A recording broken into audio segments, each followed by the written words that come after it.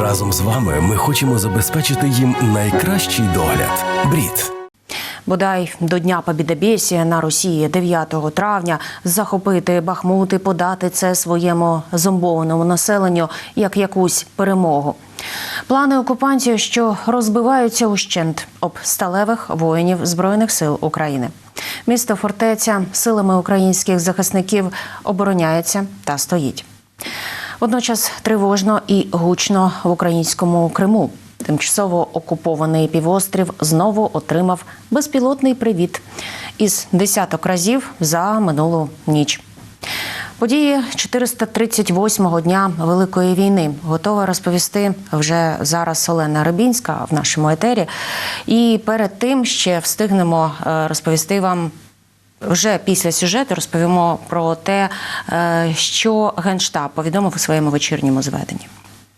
Москалям в очі, а вони кажуть, то божа роса. Десь так можна описати нічні атаки безпілотників по тимчасово окупованому Криму. Точніше, виправдовування окупантів. Бо ж уночі кількість дронів, за інформацією гауляйтера Севастополя Розвожаєва, дорівнювала 10, а один був збитий. А уже вдень Міністерство вбивств бравурно повідомило, 22 українських дрони знищили. Хіба що на папері. На відміну від українських збройних сил, які б'ють рашистське залізяча. Цієї ночі один розвідувальний БПЛА рашистів приплівся до столиці, силами і засобами протиповітряної оборони був ліквідований. Інформацію офіційно підтвердили у Київській міській військовій адміністрації та закликали завжди реагувати на сигнал повітряної тривоги.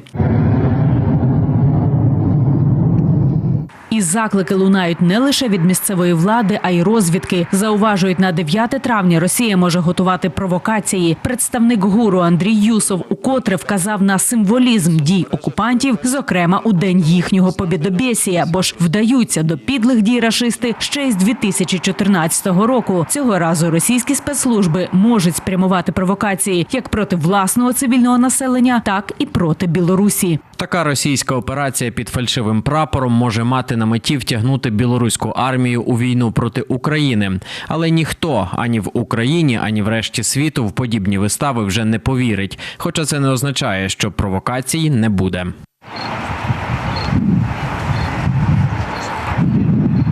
Московити годують своїх громадян казками, бо ж насправді Росія не має ні військового, ні економічного, ні політичного потенціалу для спроби масштабного наступу будь-де в Україні. Про це в інтерв'ю Yahoo News заявив керівник воєнної розвідки Кирило Буданов. На запитання щодо системного спалахування проросійських воєнкорів, пропагандистів тощо, очільник головного управління розвідки додав: все, що я прокоментую, це те, що ми вбивали росіян і будемо вбивати будь-де на всьому світі до повної перемоги України. На жаль, Російська Федерація вміє працювати з інформаційним простором. Тому будь-яку подію, наприклад, ракету, яка впаде на Кремль, вони покажуть як перемогу Росії. Вони будуть стверджувати, що запобігли найбільшій катастрофі людства. Звучить як жарт, але насправді російське суспільство сприймає такі дурниці.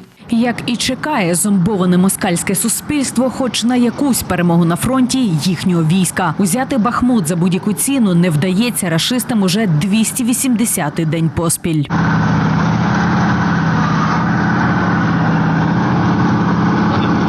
Попри те, що окупанти останніми днями щосили б'ють із важкого озброєння по місту фортеці та перегруповуються, ЗСУ вкотре ламають усі плани ворога та тримають оборону. Повідомив про це командувач східного угруповання військ Олександр Сирський. Повідав, що спілкувався на фронті із командирами бойових частин віч-навіч та відразу ухвалили необхідні оперативні рішення для кращої оборони і ще масового знищення москолоти.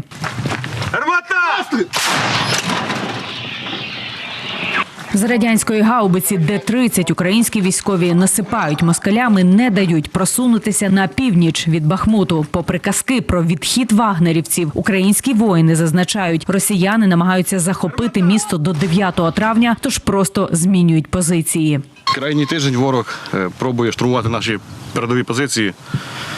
Ми вдало його зупиняємо. Сьогодні вранці приблизно в 5 годині ворог до 2 відділень висунувся в напрямку Спірного. Штурм ще триває, але, як бачите, ми тільки що працювали, зупиняємо.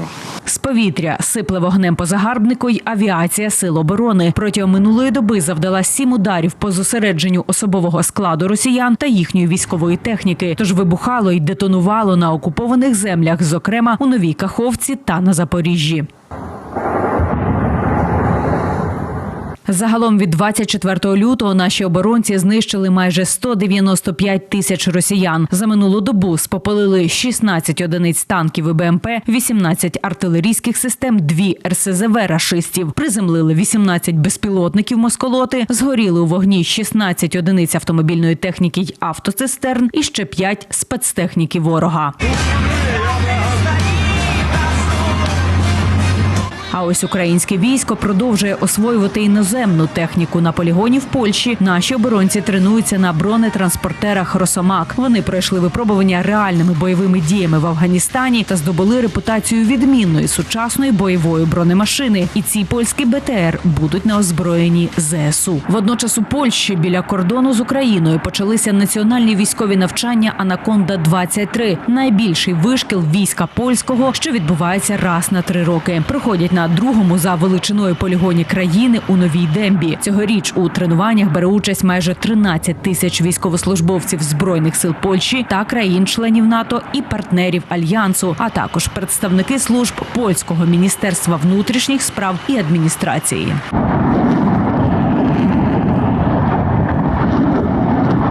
Олена Рибінська, 5 канал.